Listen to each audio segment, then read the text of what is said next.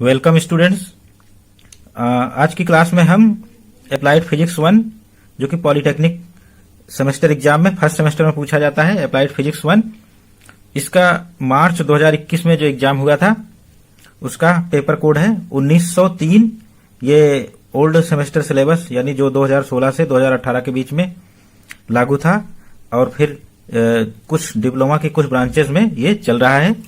उसका ये question number 1 का इस लेक्चर में सॉल्यूशन बताया जाएगा। इसके क्वेश्चन नंबर 1 में 10 पार्ट करने होते हैं, एक नंबर के 10 क्वेश्चन, और टोटल 12 क्वेश्चन होते हैं, 12 क्वेश्चन, 12 में से कोई 10 करने होते हैं। आइए हर एक क्वेश्चन के आंसर की ओर चलते हैं। पहले क्वेश्चन देखते हैं। क्वेश्चन नंबर 1 का part 1, right SI unit of pressure. Right SI unit of pressure. दाब का एसआई प्रणाली में मात्रक लिखिए। तो एसआई यूनिट ऑफ प्रेशर यानी दाब का एसआई मात्रक, प्रेशर को पी से लिखेंगे तो ये दाब का एसआई सिस्टम में यूनिट हम आंसर सीधे सीधे लिख देंगे, न्यूटन पर मीटर स्क्वायर इसका आंसर हो गया, या केजी मीटर पर सेकंड स्क्वायर, न्यूटन को ब्रेक करेंगे और ये मीटर स्क्वायर हो गया। इस तरह से केजी पर मीटर पर सेकंड स्क्वायर ये हमारे दाब का मात्रक हो गया। चाहे इसको लिखें चाहे इसको ये वाला लिखें, दोनों करेक्ट हैं। और इसी को पास्कल कहते हैं, पीए से लिखते हैं। तो ये हमारा प्रेशर का यूनिट हो गया। एसआई सिस्टम में आता कैसे है इसको नहीं लिखना है जानकारी के लिए। P equal to force upon area यानी बल बटे क्षेत्रफल, और इस तरह से हम यूनिट निकाल पाएंगे न्यूटन पर मीटर स्क्वायर। और इसका डायमेंशनल फार्मूला लिखना हो तो यहां से हम केजी को एम से रिप्लेस करेंगे, मीटर को एल से और सेकंड को टी से, और इनकी पावर्स लगा देंगे -1 एंड -2। इस तरह से इसका डायमेंशनल फार्मूला विमीय सूत्र मिल गया, M L power -1 T power -2। तो ये दाब का विमीय सूत्र आ गया। 1 का second question, in a measurement 0.025 into 10⁻² metre, ये मेजरमेंट रिजल्ट है। How many significant figures are there. How many significant figures are there. मापन 0.025 इंटू 10⁻² मीटर में सार्थक अंकों की संख्या बताइए। तो number 0.025 into 10⁻² meter number of significant figures या सार्थक अंकों की संख्या। इसको तो पहले सॉल्व करेंगे, 10 से मल्टीप्लाई कर देंगे, 10⁻² से मल्टीप्लाई कर देंगे तो ये 2.5 मीटर आ गया। और सिग्निफिकेंट फिगर्स आर 2 यानी सार्थक अंकों की संख्या 2 है। दशमलव वाली संख्या में सारे अंक सार्थक अंक होते हैं, ये हम जानते हैं। इसलिए ये जो हमारा मेजरमेंट रिजल्ट है इसमें 2 सार्थक अंक या 2 सिग्निफिकेंट फिगर्स आर देयर। बिना मल्टीप्लिकेशन किए भी हम कर सकते हैं। 10 की जो पावर्स होती हैं वो सिग्निफिकेंट फिगर्स में इंक्लूडेड नहीं होती हैं, और साथ ही साथ दशमलव के बाद वाले जीरो भी सिग्निफिकेंट फिगर्स में इंक्लूडेड नहीं होते हैं। जहां तक नॉन जीरो नंबर शुरू होता है वहां से सिग्निफिकेंट फिगर्स शुरू होते हैं। इसके बाद अगर जीरो भी आता है इधर राइट साइड में तो हम उसको भी इंक्लूड करेंगे, लेकिन लेफ्ट साइड वाला जीरो ये इंक्लूड नहीं होगा। तो इस तरह से जो सिग्निफिकेंट फिगर्स होंगे हमारे, ये वाला जीरो सिग्निफिकेंट फिगर्स नहीं है, और 10 की पावर सिग्निफिकेंट फिगर्स या सार्थक अंक नहीं होती हैं। तो जो बचे हुए अंक हैं 2 और 5 यही सार्थक अंक हैं। इस तरह से हमारा नंबर ऑफ सिग्निफिकेंट फिगर्स यानी सार्थक अंकों की संख्या 2 है। नेक्स्ट क्वेश्चन 1 का थर्ड, पलायन वेग की परिभाषा लिखिए। पलायन वेग की परिभाषा लिखिए। Define escape velocity. Define escape velocity. Escape velocity पलायन वेग, इसको वीई से लिखते हैं। ई का मतलब एस्केप से है, तो एस्केप वेलोसिटी वीई हो गया। This is minimum velocity at earth surface. Minimum velocity at earth surface in vertically upward direction. In vertically upward direction at which if any body या at which velocity if any body is projected the body goes beyond the reach of earth gravity, यानी पृथ्वी तल पर ऊर्ध्वाधर ऊपर की ओर वह न्यूनतम वेग जिससे किसी पिंड को फेंकने पर पिंड पृथ्वी के गुरुत्वीय क्षेत्र से बाहर निकल जाए पलायन वेग कहलाता है। इसके वेलोसिटी कहलाता है। ये वेलोसिटी होती है, ये हमारा अर्थ सरफेस हो गया। अर्थ सरफेस के परपेंडिकुलर, ये जो अर्थ सरफेस है इसके लंबवत हम ऊपर की ओर फेंकेंगे बॉडी को या किसी पिंड को, वो न्यूनतम वेग जिससे फेंकने पर बॉडी पृथ्वी के गुरुत्वीय क्षेत्र से बाहर निकल जाए तो वो इसके वेलोसिटी पलायन वेग कहलाता है। तो यही डेफिनेशन हो गई और इसकी वैल्यू हम अर्थ सरफेस पर कैलकुलेट कर सकते हैं। VE इक्वल टू √2GRE और G की वैल्यू 9.8 रखेंगे। RE पृथ्वी की त्रिज्या 6.4 इंटू 10⁶ मीटर रखेंगे तो ये 11.2 किलोमीटर पर सेकंड यानी 11.2 किमी पर सेकंड आ जाएगा आंसर। ये है इसके वेलोसिटी। अगर पृथ्वी तल से h ऊंचाई पर स्थित कोई बॉडी है, यहां h ऊंचाई पर स्थित है, तो इसको स्केप कराने के लिए हम जो वेलोसिटी देंगे वो इस तरह से मॉडिफाई हो जाएगी। VE डैश यानी h ऊंचाई पर कितनी इसकी वेलोसिटी होगी, √2GME/RE प्लस h। ये जो हमारा है RE प्लस h, चूंकि h पर इसके वेलोसिटी डिपेंड कर रही है। जितनी ज्यादा ऊंचाई पर जाएंगे पृथ्वी तल से उतना ही कम वेलोसिटी से वर्टिकली अपवर्ड फेंकना पड़ेगा ताकि हमारी बॉडी पृथ्वी तल के गुरुत्वीय क्षेत्र से, पृथ्वी के गुरुत्वीय क्षेत्र से बाहर निकल जाए। तो ये इसके वेलोसिटी पृथ्वी तल से ऊंचाई बढ़ने पर इसके वेलोसिटी घटती है। और इसके अलावा अगर हम किसी और एंगल पर फेंकते हैं, वर्टिकली अपवर्ड ना करके थीटा एंगल पर फेंकते हैं, तो इसके वेलोसिटी मॉडिफाई हो जाती है। VE at theta angle equal to VE/cos theta, इस तरह से मॉडिफाई हो जाएगी। cos थीटा टाइम्स ये डिवाइड हो जाएगा। इसका मतलब cos थीटा की वैल्यू जानते ही हैं, ये हमेशा लेसर देन 1 या इक्वल टू 1 होता है। इसकी वैल्यू 1 से ग्रेटर नहीं हो सकती, इसलिए जो अदर डायरेक्शन में इसके वेलोसिटी आएगी हमारी, अदर डायरेक्शन में इसके वेलोसिटी ये थीटा एंगल पर, तो ये वेलोसिटी हमारी ज्यादा आएगी। तो इस तरह से इसके वेलोसिटी ज्यादा हो जाती है। नेक्स्ट पार्ट 1 का fourth part, what is time period of Jio stationery satellite.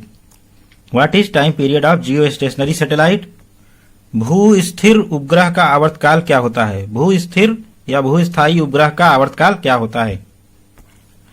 Time period of Jio stationery satellite और जियो सिंक्रोनस सैटेलाइट, यानी भू स्थिर या भूस्थायी या तुल्यकाली उपग्रह का परिक्रमण काल। तो इसका सीधा सा आंसर है, यह पृथ्वी के रेस्पेक्ट में स्थिर रहता है, इसलिए इसका आवर्तकाल 24 घंटे जो अर्थ का आवर्तकाल होता है 24 आवर्स, इस भू स्थिर उपग्रह का आवर्तकाल हो गया। तो सीधे आवर्तकाल लिख देंगे 24 आवर्स या 24 घंटे, आंसर हो जाएगा। और इसके बारे में थोड़ा सा और डिटेल में देख लेते हैं। हाइट एबव अर्थ सरफेस यानी इक्वेटर, भूमध्य रेखा या पृथ्वी तल से ऊंचाई कितनी होती है इसकी, 36,000 किलोमीटर के लगभग, यानी ये पृथ्वी तल से 36,000 किलोमीटर ऊंचाई पर स्थित होता है भूमध्य रेखा के ऊपर, और इसका आवर्तकाल 24 घंटे होता है। और चूंकि अर्थ वेस्ट से ईस्ट की ओर जाती है, रोटेट कर रही है, वेस्ट से ईस्ट की ओर रोटेट कर रही है, ये हमारी भूमध्य रेखा हो गई। पृथ्वी को आधा से काट देंगे तो भूमध्य रेखा बन जाएगी हमारी ये, और ये नॉर्थ एंड साउथ पोल्स हो गए हमारे। तो ये वेस्ट से ईस्ट की ओर जा रही है। तो इस तरह से हमारा जो भू स्थिर उपग्रह है ये भी वेस्ट से ईस्ट की ओर जाएगा, यानी पश्चिम से पूरब की ओर चक्कर लगाएगा। तो ये भू स्थिर उपग्रह यही है, और ये हमारी जो ऑर्बिट बनेगी वो भू स्थिर कक्षा या जियो स्टेशनरी ऑर्बिट कहलाती है। अब आते हैं next part, fifth part, what is direction of rotation of polar satellite. What is direction of rotation of polar satellite. ध्रुवीय उपग्रह के चक्रण की क्या दिशा होती है। ध्रुवीय उपग्रह के चक्रण की क्या दिशा होती है। ध्रुवीय उपग्रह के चक्रण की दिशा, direction of rotation of polar satellite. तो direction of rotation of polar satellite, ये हमारा अर्थ सरफेस हो गया, and north and south pole, upward north pole है और डाउनवर्ड साउथ पोल। तो ये हमारे उत्तरी और दक्षिणी ध्रुव हो गए। इनके लंबवत ये सर्किल मिलेगा और ये भूमध्य रेखा यानी इक्वेटर कहलाता है। भूमध्य रेखा से लगभग 98 डिग्री 98 डिग्री का जो कोण बनता है वो पोलर ऑर्बिट का प्लेन होता है। जो ध्रुवीय कक्षा हमारी भूमध्य रेखा से 98 डिग्री पर होती है, या जो हमारा नॉर्थ साउथ पोल यानी पृथ्वी की घूर्णन अक्ष है इससे 8 डिग्री इंक्लाइंड होती है। तो 8 डिग्री पर इंक्लाइंड होती है। तो इस तरह से भूमध्य रेखा से 98 डिग्री पर ये हमारी ध्रुवीय उपग्रह की कक्षा या उसका प्लेन 98 डिग्री पर मिलता है और इसकी ऊंचाई पृथ्वी तल से 600 से 800 किलोमीटर होती है। इसका आवर्तकाल 96 से 100 मिनट तक होता है और इस ऑर्बिट को दूसरे नाम से भी जाना जाता है सन सिंक्रोनस ऑर्बिट यानी सूर्य समकालिक ध्रुवीय कक्षा। सूर्य समकालिक या ध्रुवीय कक्षा कहलाता है। नेक्स्ट क्वेश्चन, ऊर्ध्ववृत्त गति में क्रांतिक वेग के व्यंजक का मान क्या होता है? ऊर्ध्ववृत्त गति में क्रांतिक वेग के व्यंजक का मान क्या होता है? यानी what is expression of critical velocity in vertical circular motion? Right expression for critical velocity in vertical circular motion. Critical velocity in vertical circular motion यानी ऊर्ध्वाधर वृत्ताकार गति में क्रांतिक वेग वीसी, क्रांतिक वेग यानी मिनिमम वेलोसिटी या lowest velocity at point B.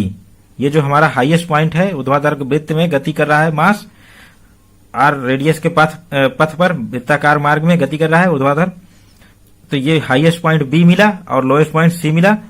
तो हाईएस्ट पॉइंट पर मिनिमम वेलोसिटी, हाईएस्ट पॉइंट पर न्यूनतम वेग जिससे जाने पर कण या पिंड आगे का रास्ता सर्कुलर पाथ पर तय करे, तो यह कहलाता है क्रिटिकल वेलोसिटी, क्रांतिक वेग। और इसकी जो फार्मूला होता है, ये फार्मूला होता है square root of R G. तो square root of R G critical velocity कहलाती है। यही फार्मूला लिखना था, VC equal to square root of R G. Simply यही लिखने पर 1 नंबर मिल जाएगा। और जहां जी गुरुत्वीय त्वरण है 9.8 मीटर पर सेकंड स्क्वायर किसकी वैल्यू होती है सरफेस पर, एंड टीसी अगर हम लोएस्ट पॉइंट पर आए, यहां पर निम्नतम बिंदु पर, यहां पर वेलोसिटी होती है square root of 5 R G, यानी square root of 5 R G ये वेलोसिटी होती है। यहां पर रस्सी में टेंशन, तनाव बल रस्सी में 6 mg के बराबर होता है। m मास ऑफ बॉडी, ये जो द्रव्यमान हमारा गति कर रहा है उसका मास है, 6 mg के बराबर होगा रस्सी में टेंशन। और क्रिटिकल वेलोसिटी के समय रस्सी में टेंशन 0 होगी, TB इक्वल टू 0। तो ये टेंशन की वैल्यू हो गई, ये क्रिटिकल वेलोसिटी की वैल्यू हो गई। ये वेलोसिटी एट लोएस्ट पॉइंट और टेंशन इन रस्सी एट लोएस्ट पॉइंट। इसमें केवल क्रिटिकल वेलोसिटी लिखना था, तो इसी VC equal to square root of RG formula लिख देंगे, 1 नंबर पूरा हो जाएगा। नेक्स्ट क्वेश्चन 1 का 7, right principal of homogeneity of dimension. Right principal of homogeneity of dimensions. विमा समांगता सिद्धांत को लिखिए या विमीय समांगिता सिद्धांत का वर्णन कीजिए। विमीय समांगिता का सिद्धांत या principle of homogeneity of dimensions. Principle of homogeneity of dimensions, विमीय समांगिता का सिद्धांत, ये क्या है? In any physical equation dimensions of left side of equation must be same as dimension of right side of equation. यानी किसी भी भौतिक समीकरण में बाएं पक्ष की विमाएं उस समीकरण के दाएं पक्ष की विमाओं के समान होनी चाहिए या बराबर होनी चाहिए। यानी dimensional formula of LHS left side of equation का डायमेंशनल फार्मूला ये इक्वल है dimensional formula of right hand side. तो इस तरह से समीकरण के दोनों पक्षों के विमीय सूत्र आपस में बराबर होने चाहिए।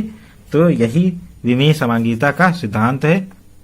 इसके अलावा यदि if two or more terms are added or subtracted in equation then they must have same dimensions और डायमेंशनल फार्मूला।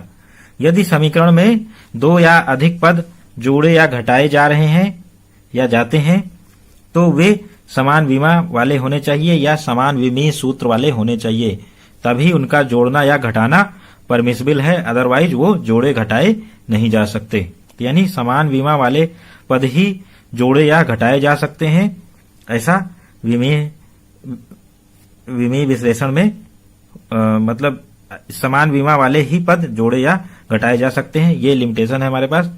यानी असमान डायमेंशन यानी जिनकी विमा समान नहीं है वो पद कभी जोड़े या घटाए नहीं जा सकते। Next, right relation between torque and angular momentum of rotating body. Relation between torque and angular momentum of rotating body. घूर्णन गति कर रहे पिंड के कोणीय संवेग तथा बल आघूर्ण में संबंध लिखिए। घूर्णन गति कर रहे पिंड के कोणीय संवेग तथा बल आघूर्ण में संबंध लिखिए। Relation between torque and angular momentum of rotating body यानी घूर्णन गति करते हुए पिंड के बल आघूर्ण टॉ एंड कोणीय संवेग जे में संबंध। तो सीधे संबंध लिख देंगे, dj by dt equal to tau. ये ही रिलेशन है और यही आंसर यहीं तक लिखना है। और ये डेरिवेशन कैसे आया इसको ज्यादा जानकारी के लिए बताया जा रहा है। हम जानते हैं एंगुलर मोमेंटम रोटेशनल मोशन में घूर्णन गति में कोणीय संवेग j equal to I omega, ये फार्मूला होता है। ओमेगा कोणीय वेग एंगुलर वेलोसिटी है। इसको डिफरेंशिएट करेंगे, dj by dt equal to d by dt I omega, और आई को बाहर ले लेंगे, मोमेंट ऑफ इनर्शिया। तो हमारा D omega by D T ये कोणीय त्वरण अल्फा के बराबर होता है। D omega by D T कोणीय त्वरण अल्फा के बराबर होता है। तो इसको लिख लेंगे आई अल्फा, या आई अल्फा होता है वो टॉर्क के बराबर होता है बल आघूर्ण के। तो DJ by D T equal to torque बल आघूर्ण के बराबर हो गया।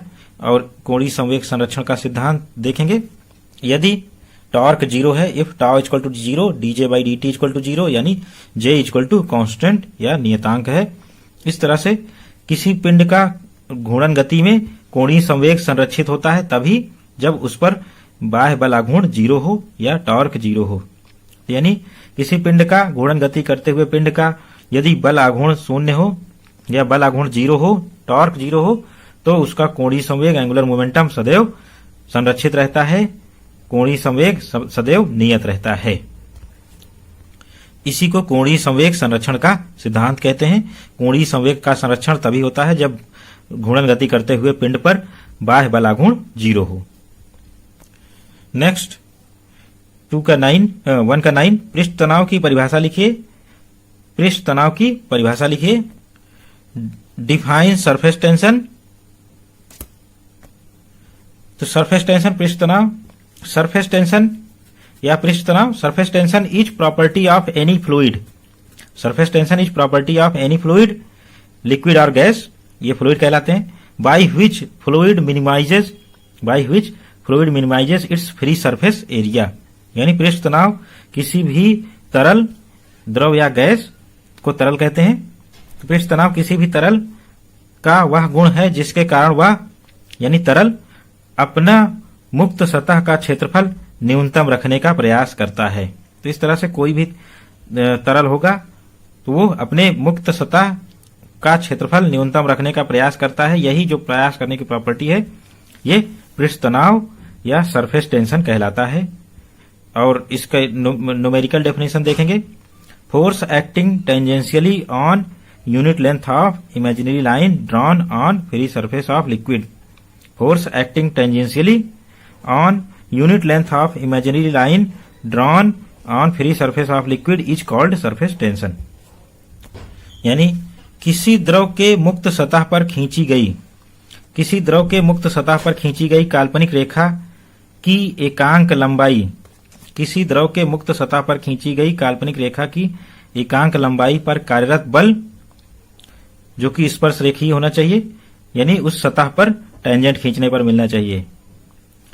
तो एकांक लंबाई पर कार्यरत स्पर्श रेखीय बल उस द्रव का पृष्ठ तनाव कहलाता है। यानी किसी द्रव के मुक्त सतह पर खींची गई काल्पनिक रेखा की एकांक लंबाई पर कार्यरत स्पर्श रेखीय बल उस सतह का यानी उस द्रव का पृष्ठ तनाव कहलाता है। तो ये द्रव का फ्री सरफेस हो गया, जो कि हमारा एयर के टच में है या किसी अन्य सरफेस के टच में नहीं है। इस पर हम काल्पनिक रेखा खींचेंगे।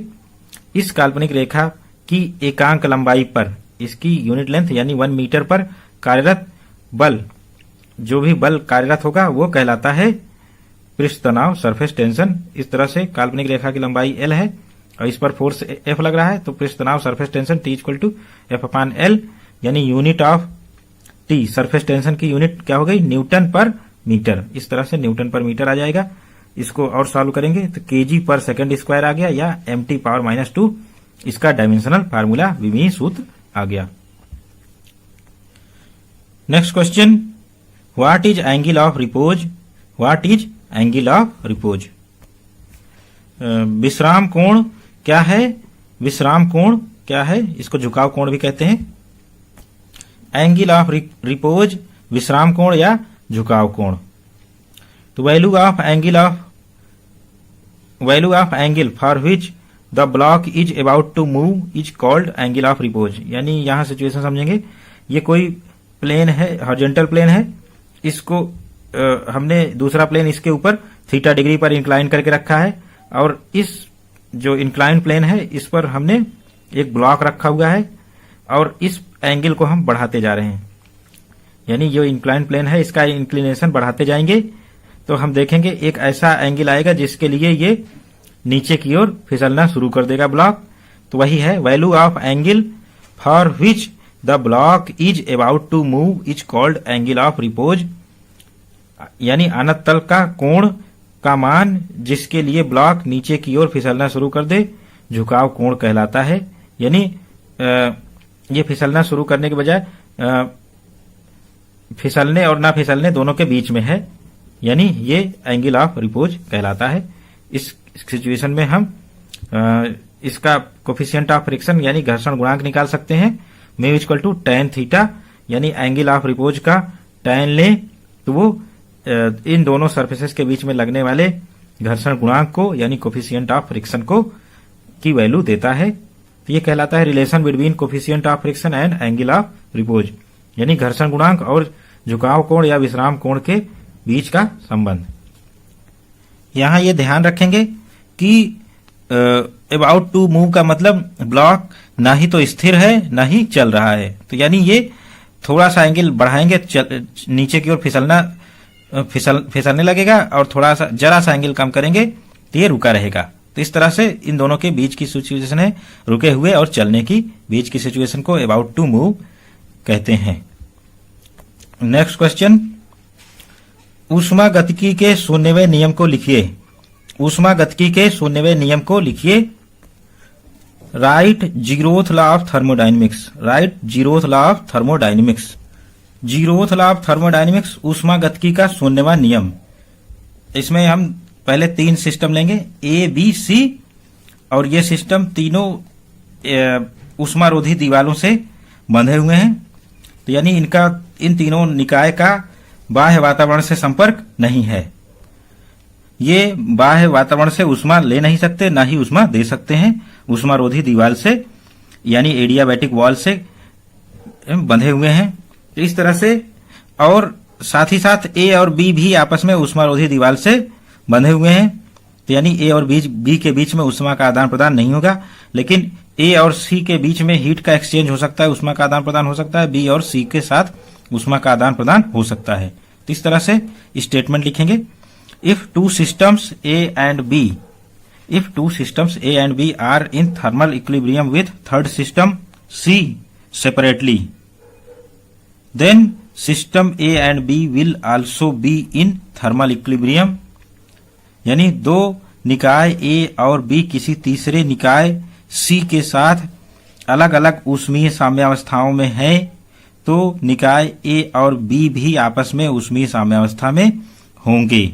ये 0वां नियम है, 0th law of thermodynamics. Thermal equilibrium के बारे में बता दें। ऊष्मीय साम्यावस्था, ऊष्मीय साम्यावस्था में क्या होता है, दो निकायों के बीच में no exchange of heat between two systems, यानी ऊष्मीय साम्यावस्था में निकायों के बीच ऊष्मा का आदान प्रदान नहीं होता है। तो कब नहीं होगा, जब वो सेम टेम्परेचर पर होंगे, यानी दो निकाय समान ताप पर हैं तो वो ऊष्मीय साम्यावस्था में कहलाते हैं। तो इस तरह से दो निकाय ए और बी किसी तीसरे निकाय सी के साथ अलग अलग ऊष्मीय साम्यावस्था में है, मतलब उनका टेम्परेचर ए और सी का टेम्परेचर सेम है और बी और सी का टेम्परेचर सेम है, तो जाहिर सी बात है ए और बी भी आपस में ऊष्मीय साम्यावस्था में होंगे, यानी इनके तापमान भी आपस में बराबर हो जाएंगे। यही 0वां नियम है और इस तरह से उसका स्टेटमेंट यानी उसका कथन लिख देंगे फिगर बना के। 1 का last question 12, write Sabine's formula, give the meaning of letter used. Write Sabine formula लिखना है, give the meaning of letter used, जो भी लेटर उसमें यूज हुए हैं उनकी मीनिंग लिखनी है, यानी उनका नेम लिखना है। साइबेन्स के का सूत्र लिखिए, प्रयुक्त संकेत अक्षरों का अर्थ बताइए। साइबेन फार्मूला, साइबेन का सूत्र, साइबेन फार्मूला फॉर रिवर्बरेशन टाइम, यानी अनुरणन काल के लिए साइबेन का सूत्र। साइबेन फार्मूला फॉर रिवर्बरेशन टाइम, अनुरणन काल के लिए साइबेन का सूत्र T = 0.165 V अपान समेशन या सिग्मा AS, जहां V ये तो फार्मूला हो गया हमारा साइबेन फार्मूला, और इसमें जो डिफरेंट टर्म्स हैं उनका नाम लिखना है तो वो लिख लेंगे। V = वॉल्यूम ऑफ हॉल और रूम, यानी कमरे या हॉल का आयतन। सिग्मा AS है A1 S1 plus A2 S2 plus and so on AN SN, यानी जो हॉल है या रूम है, टोटल एब्जॉर्प्शन ऑफ रूम या हॉल, यानी कमरे में कुल अवशोषण, और इसकी यूनिट है OWU open window unit. OWU का मतलब ओपन विंडो यूनिट। ये इसके पदों में हमारा कुल एब्जॉर्प्शन, टोटल एब्जॉर्प्शन लिखा रहना चाहिए। और स्मॉल a क्या है, अवशोषण गुणांक, यानी एब्जॉर्प्शन कोफिशिएंट ऑफ सरफेस, सतह का अवशोषण गुणांक। And S capital S is area of surface, यानी सतह का क्षेत्रफल। कमरे में जितनी सतहें हैं उन सब का क्षेत्रफल अलग अलग निकालेंगे और उनके अवशोषण गुणांकों से मल्टीप्लाई करके ऐड कर देंगे, तो ये हमारा सिग्मा AS आ जाएगा। और कुल अवशोषण की वैल्यू OWU के पदों में यहां रखेंगे, और वॉल्यूम ऑफ रूम, तो ये हमारा रिवर्बरेशन टाइम, अनुरणन काल निकल जाएगा। तो ये केवल इसमें रिवर्बरेशन फार्मूला लिखना था, साइबेन फार्मूला। एंड जो टर्म्स हैं, T क्या है, reverberation time, V volume of room और हॉल, सिग्मा AS कुल अवशोषण, टोटल एब्जॉर्प्शन, ये सब लिख के ये हमारा 1 नंबर का क्वेश्चन सॉल्व हो गया।